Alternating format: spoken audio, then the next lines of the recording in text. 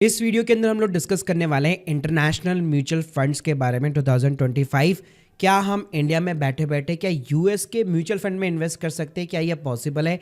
Plus India में कौन से ऐसे इंटरनेशनल म्यूचुअल फंड्स है जो यहाँ पे काम कर रहे हैं, क्योंकि सेबी की गाइडलाइन की वजह से कई सारी एएमसी ने अपने इंटरनेशनल फंड्स के अंदर नई इन्वेस्टमेंट लेना, नई एसआईपी लेना बंद कर दिया है। तो ये सारी जानकारी देने वाला हूँ इस वीडियो के अंदर, तो प्लीज़ पूरा वीडियो यहाँ पे ज़रूर देखिएगा। और स्टार्ट करने से पहले बताना चाहूँगा, I am not the SEBI registered person और ये वीडियो केवल एजुकेशनल पर्पस के लिए है। पहले देखो, अगर मैं सेबी की गाइडलाइंस के बारे में बात करूँ कि इंटरनेशनल फंड्स के ऊपर क्या गाइडलाइंस है, तो फरवरी 2022 के अंदर ही सेबी की जो गाइडलाइंस थी, ओवरऑल एक लिमिट थी $7 बिलियन की, जो म्यूचुअल फंड हाउसेस ने क्रॉस कर दी थी। इवन जो ईटीएफ भी पर वर्क करते हैं उन्होंने भी क्रॉस कर दी थी। तो इसकी वजह से नया फ्रेश इन्वेस्टमेंट ओवरसीज सिक्योरिटीज़ के अंदर आना बंद हो गया था। फिर अप्रैल 2024 को जो है सेबी ने यहाँ पे जो ईटीएफ भी जो काम कर रहे थे उनको भी यहाँ पे बोला कि भाई अब नया इन्वेस्टमेंट नहीं होगा।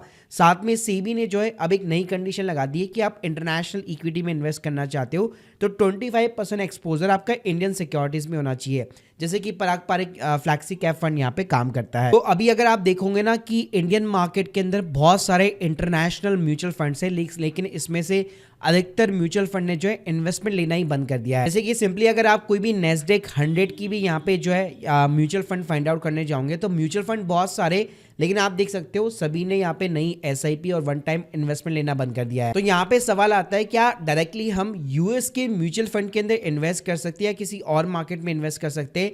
तो देखो, आप म्यूचुअल फंड में तो इन्वेस्ट नहीं कर पाओगे, लेकिन उस कंट्री के डायरेक्ट स्टॉक्स या ईटीएफ को बाय कर सकते हो एलआरएस स्कीम के थ्रू। जैसे स्क्रीन के सामने आप देख सकते हो मेरा काफ़ी इन्वेस्टमेंट यहाँ पे यूएस स्टॉक मार्केट में भी है, जहाँ पे वहाँ पे उस कंट्री के मैं ईटीएफ यहाँ पे बाय करता हूँ। तो ये पॉसिबल है। आईएनडी मनी, वेस्टेड हो गया और बहुत सारे कई सारे प्लेटफॉर्म है जो आपको ये अलाउ करते हैं। लेकिन इस वीडियो के थ्रू मैं आपको वो वाले इंटरनेशनल म्यूचुअल फंड बता रहा हूँ जो स्टिल सेबी की गाइडलाइंस के अनुसार यहाँ पे इन्वेस्टमेंट जो है एक्सेप्ट कर रहे हैं, जिसके अंदर आप फ्रेश एंट्री या नई एसआईपी कर सकते हो। तो भाई सबसे पहले बात करते हैं यूएसए मार्केट की, जिसमें मेजरली जो इंडाइसेस होता है वो नेस्डेक होता है। तो वैसे तो भाई मोस्टली सारे नेस्डेक के जितने भी यहाँ पे म्यूचुअल फंड्स थे सभी ने इन्वेस्टमेंट लेना बंद कर दी है। तो यहाँ पे मैं आपको दो एक्टिव फंड सजेस्ट करूंगा जो स्टिल यूएस के मार्केट में इन्वेस्ट करते हैं और इसके अंदर आप अपनी एसआईपी या वन टाइम इन्वेस्टमेंट कर सकते हो। वैसे यहाँ पे मैं बताना चाहूंगा, कई लोग यहाँ पे ये बोलेंगे आपको कि भाई ईटीएफ तो काम कर रहे हैं, वहां पे आप इन्वेस्ट कीजिए। तो मैं आपको स्क्रीन के सामने दिखाना चाहूंगा, जैसे मोतीलाल ओसवाल का नेस्डेक 100 का ईटीएफ स्टिल यहाँ पे मार्केट में ओपन है, वहाँ पे आप इन्वेस्ट कर सकते हो। लेकिन वहाँ पे ट्रैकिंग एरर आपको बहुत ज़्यादा मिलेगा, क्योंकि कोई भी नया फ्रेश इन्वेस्टमेंट यूएस के स्टॉक मार्केट में नहीं हो रहा जो भी आप पैसा लगा रहे हो।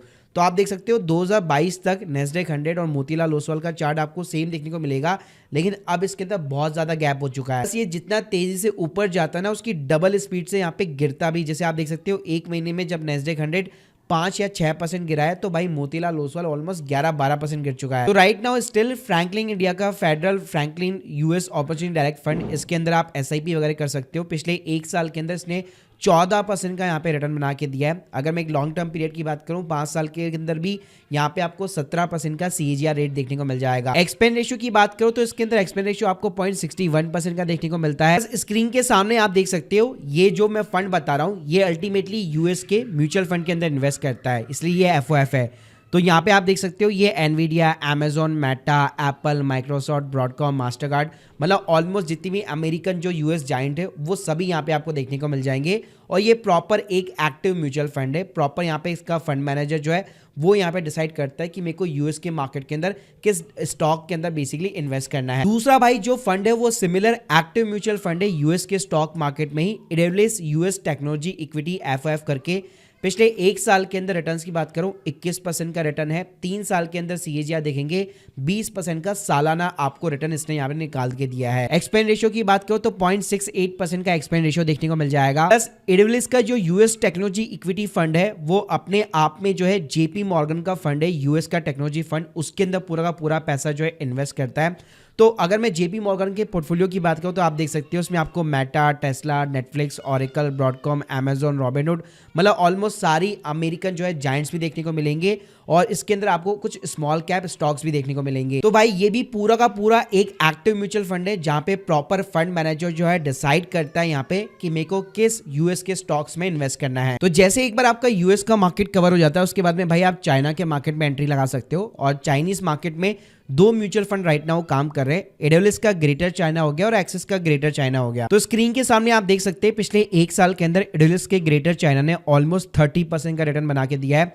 और इसके पहले भी मैंने एक वीडियो बनाया था जहां पे आप देख सकते हैं मैंने खुद ने यहाँ पे पर्सनल एसआईपी जो है इसके अंदर स्टार्ट कर दी थी। एक्सपेंस रेशियो की बात करो तो 0.68% का एक्सपेंस रेशियो देखने को मिल जाएगा। और जो ग्रेटर चाइना एडब्ल्यूएस का फंड है वो अल्टीमेटली जो है यहाँ पे आप देख सकते हैं स्क्रीन के सामने आपको यहाँ पे जेपी मॉर्गन का जो है ग्रेटर चाइना फंड के अंदर इन्वेस्ट करता है। और उसके अंदर जो पोर्टफोलियो है ताइवान का सेमीकंडक्टर मैन्युफैक्चरिंग, टेसेंट होल्डिंग हो गया, इसके अलावा Trip.com, Xiaomi कॉर्प, मतलब बहुत सारी यहाँ पे ऑलमोस्ट चाइनीज कंपनीज देखने को मिल जाएगी। ऐसे ही सिमिलर एक्सिस भी यहाँ पे रन करता है। एक्सिस का ग्रेटर चाइना इक्विटी फंड पिछले एक साल में इसने भी ऑलमोस्ट 25% का रिटर्न निकाल के दिया है। एक्सपेंस रेशियो की बात करो तो 0.53% का एक्सपेंस रेशियो देखने को मिल जाएगा। और ये भी बाहर के किसी एक फंड के अंदर यहाँ पे इन्वेस्ट करता है। यूएस और चाइना मार्केट के बाद में अगर आप एक ओवरऑल ग्लोबल मार्केट के अंदर इन्वेस्ट करना चाहते हैं तो स्टिल आप एक पीजीएमआई इंडिया का global equity opportunity fund select कर सकते हैं जहां पे एसआईपी और वन टाइम दोनों अलाउ है। पिछले एक साल के अंदर 8% का रिटर्न है, लेकिन अगर आप 5 साल का सीएजीआर देखते 16% का सीएजीआर देखने को मिल जाएगा। और इसके अंदर अगर आप देखेंगे ग्लोबल मार्केट के अंदर तो सिर्फ ये यूएस को टारगेट नहीं करता। आप देख सकते हैं स्क्रीन के सामने यूएस के अंदर 64% इन्वेस्टमेंट है, फ्रांस के अंदर 5%, स्विट्जरलैंड के अंदर 4%, ताइवान के अंदर 4%, Italy, Sweden, Spain, Israel, Denmark, Brazil, मतलब ये अल्टीमेटली पूरा ही ग्लोबल एक तरह से कवर कर लेता है। इसके अलावा केवल अगर आप यूरोपियन मार्केट के अंदर इन्वेस्ट करना चाहते हैं तो फ्रैंकलिन इंडिया का ही यहाँ पे यूरोपियन अपॉर्चुनिटी फंड है जिसमें आप देख सकते हैं एक साल के अंदर 13% का रिटर्न निकाल के दिया है, 3 साल के अंदर वही 6% का है और 5 साल के अंदर 5% का एनुअल सीएजीआर है। बाकी भाई इसके अलावा एचएसबीसी का ब्राजील मार्केट का भी एक म्यूचुअल फंड है, लेकिन रिटर्न्स यहाँ पे आपको नेगेटिव में देखने को मिलेंगे। और आप चाहो तो यहाँ पे जापान की इक्विटी मार्केट को भी टेस्ट आउट कर सकते हो जिसमें निप्पॉन इंडिया का जापान इक्विटी फंड है। अगर आप पिछले एक साल में देखोगे एफडी के बराबर है, 7.86% का रिटर्न है, 3 साल में भी वही है और पिछले 5 सालों का कैगर रेट देखते हो 9% का देखने को मिल जाएगा। तो भाई अगर मैं ओवरऑल बात करूं तो इन सारे फंड्स के अंदर क्या होता है, जैसे अपनी ये सर्टेन लिमिट को टच करेंगे ये फंड जो है इन्वेस्टमेंट लेना बंद कर देते हैं, आपकी एसआईपी स्किप होने लगती है।